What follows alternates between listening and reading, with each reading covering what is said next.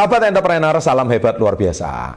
Setelah tadi Anda membaca judul, Anda tahu mengapa saya tidak menyarankan jadi trader tapi menjadi investor. Nah, di sini saya punya reason saya. Loh Pak, berarti jadi trader itu salah? Tidak, trader itu profesi. Saya selalu bilang, trader itu profesi dan pilihan pekerjaan. Tidak salah.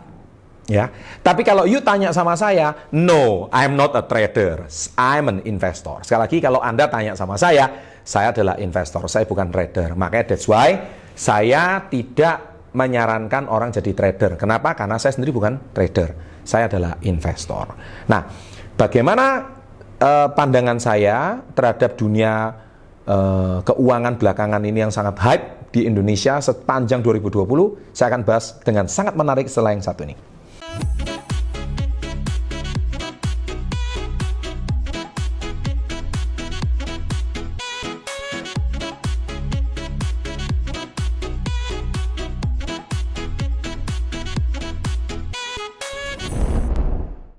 Oke, sahabat entrepreneur. Jadi saya di sini baru-baru saja membaca satu berita dari Investor Daily. Ini saya bacakan ya.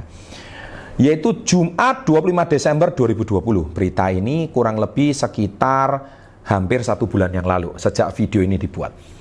Custodian Central Effect Indonesia atau KSEI menyatakan bahwa jumlah investor atau Single Investor Identification (SID) itu namanya single investor, jumlahnya itu naik tajam menjadi 3,8 juta. Wow. Jumlah tersebut meningkat 53% dibanding akhir 2019. What happened? Ya.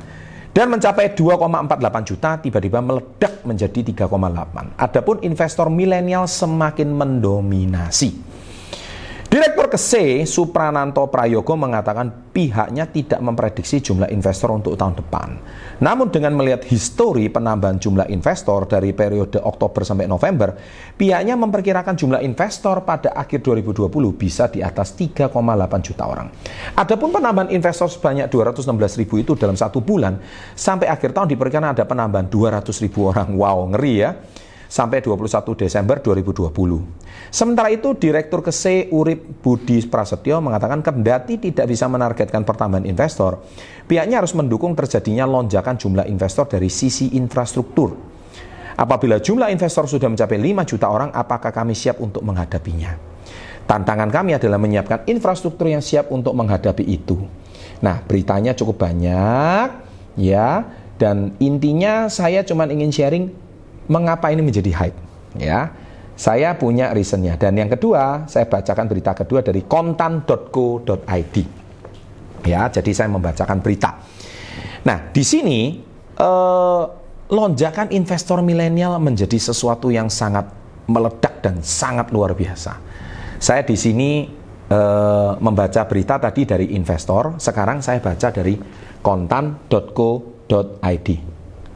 Inilah wajah pasar modal tanah air milenial kuasai 45,74% sebaran investor di bursa. Berita ini tercatat pada tanggal 22 Juli 2020. Custodian KSEI telah melakukan edukasi terhadap investor milenial agar mau berinvestasi di pasar modal. Saat ini tercatat jumlah investor 2,9 juta, sedangkan investor di reksadana mencapai 2,1 juta. Untuk jumlah investor pasar modal pada akhir 2019 mencapai 2,4 juta, bla bla bla dan seterusnya. Nah, sementara itu demografi investor individu masih dipegang kalangan milenial. Nah, mencapai total aset 11,67 triliun. Beritanya saya berikan semua di kolom deskripsi, Anda silakan baca di sini. Lalu usia 31-40 tahun mencapai 24,57% dengan aset 32,58 triliun. Ini sangat menarik. Usia 41-60 mencapai 9,24% dengan aset 87,24 triliun. Jelas, karena orang usia 40-60 duitnya lebih banyak, meskipun angkanya kecil, tapi triliunnya lebih banyak. Sedangkan milenial jumlahnya kecil-kecil, tapi jumlahnya besar. Asetnya 32,58 triliun. Sedangkan di atas 60 tahun ke atas, jumlahnya 4,63%, tapi asetnya 216 triliun. Karena kakek-kakek dan nenek-nenek di atas 60 tahun duitnya jelas paling banyak. Adapun menurut jenis kelamin, pria masih mendominasi 60%, perempuan 39,80%. Yang menarik lagi, status pendidikan. Rupanya status pendidikan pelajar menguasai 40% dengan aset 80 triliun. Wow. S1 47%, 193 triliun, D3 7,15%, dan hanya S2 5,85%. Lalu untuk pekerjaan ibu rumah tangga, ini menarik. Ibu rumah tangga ada 3,47%, pelajar ada 19,5%, pengusaha 11,16%, pegawai swasta 53% dengan aset 130 juta. Jadi menurut penghasilan investor individu, membenamkan dananya di pasar modal dengan penghasilan di bawah 10 juta ada 11%, penghasilan 10 sampai 100 juta ada 57%, penghasilan 100 juta sampai 500 juta mencapai 24%, dan penghasilan di atas 500 juta 6,38%. Kemudian soal sebaran investor domestik 30 Juni akhir 2019 di Pulau Jawa 71%, jelas Jawa paling banyak, ya, di luar pulau yang lain. Nah, Direktur KSEI mengatakan bahwa penerapan teknologi, kemudian teknologi itu sangat membantu. Nah, ini penjelasan semua. Nah, apa tujuan saya membacakan berita seperti ini? Ini berita baik bagi Indonesia, bahwa gairah pasar saham ternyata sudah mulai diminati. Dan karena ini sangat diminati, dan para milenial mungkin sudah terbuka, kemudian akses juga sudah lebih mudah, dan banyaknya edukasi finansial yang lebih baik yang membuat para milenial ini tergerak menginvestasikan modalnya di saham. Saya punya beberapa pandangan. Yang pertama adalah suku bunga ini menurun sehingga portofolio deposito sudah kurang menarik, sehingga banyak orang mengalihkan depositonya ke kepemilikan saham. Ya, dan yang kedua juga pandemi. Pandemi ini termasuk sebuah pemicu menurut saya untuk orang melihat sektor apa yang paling baik. Ternyata pasar saham sangat diminati. Karena bekerja apapun sepertinya rasanya agak berat. Tetapi sekarang dengan adanya pandemi, daripada mereka kehilangan uang yang dihasilkan selama perdagangannya, lebih baik dia dialihkan ke sektor pasar modal. Nah, yang ketiga, analisa saya mengapa hype tahun ini, karena bermunculanlah banyak influencer-influencer atau konten-konten kreator yang juga mengarahkan orang untuk berinvestasi di pasar modal, dan banyak sekali mereka-mereka yang mempunyai tokoh dan figur bagaimana orang yang sukses di pasar modal ternyata berangkat dari orang yang asalnya latar belakangnya sangat minus, bahkan tidak punya latar belakang bisnis sama sekali. Dan kita lihat juga figur, kalau kita lihat figur pasar modal dunia, figur saham dunia, jelas orang mengacu pada satu nama, yaitu Warren Buffett. Anda lihat foto beliau di sini. Saya sangat mengagumi beliau sebagai orang yang pernah mengecap 2 orang terkaya di dunia. Sekarang mungkin sudah nomor 4 atau nomor 5, tapi tetap masih terkaya gitu ya. Warren Buffett mempunyai satu ilmu yang sampai hari ini masih bisa diterapkan, yaitu ilmu investasi. Kalau membeli saham itu bukan trading, bukan hari ini lihat, beli, terus sore dijual. Nah, anak muda itu suka nggak sabaran. Tapi ilmu Warren Buffett yang paling bagus adalah how we own the company. Bagaimana cara kita memiliki perusahaannya. Itulah sebuah kata-kata yang sangat bagus. Kita mencicil, menabung pelan-pelan, dan cari harga diskon yang murah, kita memiliki perusahaannya untuk jangka yang bagus di masa yang akan datang. Nah, itu semua adalah dunia investasi atau investor mindset. Kalau Anda menonton video saya 7 tahun lalu, mindset dan mental orang sukses, saya sudah membahas dari buku Robert Kiyosaki, E, S, B, dan I.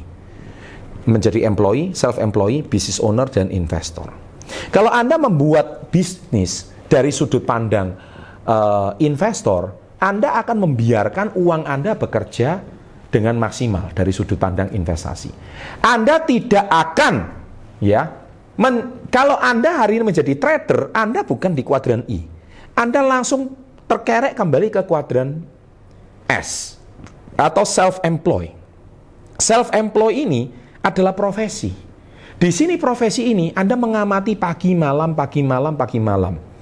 Anda Bursa Efek Indonesia buka pagi jam 9, jam 4 sore tutup, jam 9, jam 3 sore tutup. Setiap hari Anda mengamati seperti itu. Itu profesinya trader. Tapi kalau investor, Anda beli, Anda lihat mungkin setahun lagi. Anda lihat mungkin 2 tahun lagi. Atau Anda mungkin lihatnya nggak setiap hari. Santai aja, karena itu uang yang Anda sisihkan dari penghasilan Anda. Nah, sekali lagi, saya hari ini bukan benci dengan profesor trader. Tidak, itu profesi orang. Masa profesi itu apa sih ya? Seperti kayak guru, notaris, dokter, itu kan profesi. Trader itu profesi, karena itu as self-employed. But I'm not a trader gitu loh. Ya, saya cuma mempertegas posisi saya. Saya ini bukan trader. Saya ini business owner dan saya investor. Ya, saya di kuadran B dan I. Saya bukan kuadran S. Tapi kalau orang di kuadran S, ya namanya orang masih berusaha. Ya, beli pagi, jual sore. Beli pagi, jual besok. Itu profesi. Pak Chandra lakukan, no, I don't do that. I have a business. Saya punya perusahaan. Saya punya bisnis yang saya kerjakan. Jadi saya tidak akan menjadi kuadran S gitu loh. Saya business owner, saya tidak akan kembali ke kuadran S. Saya tidak. Gitu. Tapi bagi anak-anak muda sekarang yang masih berprofesi trader, ya silahkan gitu ya. Anda silahkan berjuang. Nah, terus ada orang yang bertanya juga, seperti konten-konten yang pernah saya buat, Pak, trading for living atau living for trading? Saya selalu bilang, kalau trading for living itu sudah pasti mati. Kalau Anda trading untuk hidup, lebih baik Anda cari pekerjaan lain. Ya, lebih baik Anda cari usaha yang lain. Karena trading for living menurut saya tidak saya rekomendasikan. Ini kalau saham ya, sekali lagi saham.